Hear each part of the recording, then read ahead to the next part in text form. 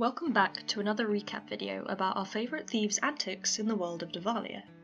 This episode will focus on unpacking and shortening the 4-hour madness of the second stream into about 4 or 5 minutes of pure content.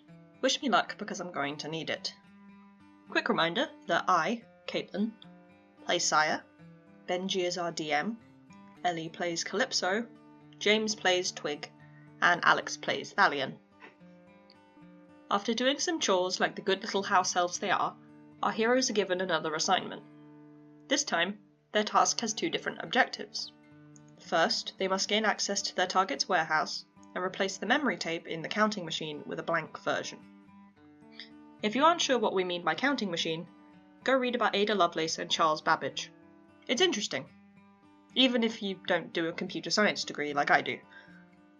Secondly, they need to gain access to the target's private boat, steal the contents of the chest, and then blow it up. A tad overkill, if you ask me. Whatever happened to preserving marine wildlife?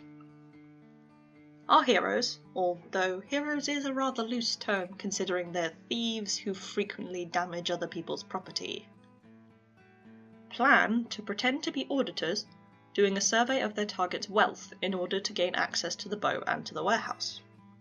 Calypso and Twig plan to go to the boat, as they are more inclined to demolition than the other 2. Thalion will smooth talk the target with his ridiculously high charisma stat, while Saya dismantles the machine.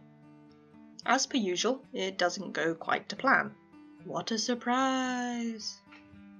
Saya and Thalion manage to pull off their half of the plan, despite the rather erratic behaviour of their host.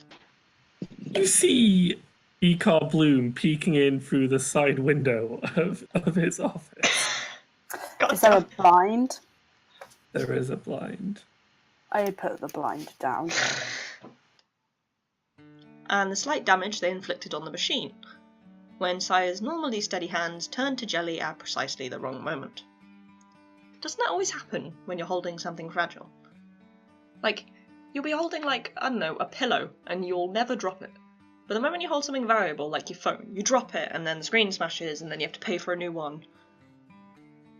As you can tell, this is a rather recent memory for me.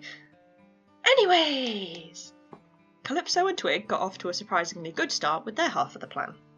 They managed to get onto the boat, unlock the chest, and steal the contents of it, which contained money and documents. They then made the fatal mistake of pressing a mysterious switch, because that always ends well in horror movies. The secret door opened up to reveal another construct. This one is made of coral and armed with a sword. In the fight that ensues, Calypso manages to kill it, whilst Twig manages to shoot itself in the foot. Can I just point out that if the sling did hit, it only does 3 damage, so take that into consideration. Nice.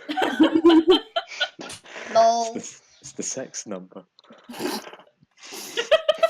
Twig also says that one. Oh, yes, the sex number. Twig is really Okay. metagaming. Twig somehow supercharges his shot. He gets distracted by the sunlight kind of sort of glinting off the and just kind of drops his aim and just shoots clean through his foot. Literally cutting a hole straight through. 10 out of 10 combat skills, buddy. With the monster defeated, the duo decide to press another switch, because that's a great idea.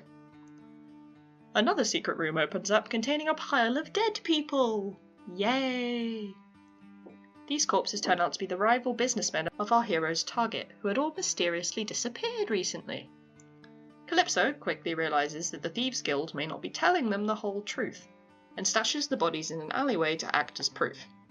They then blow up the boat, and return to the guild to meet with Thalion and Saya.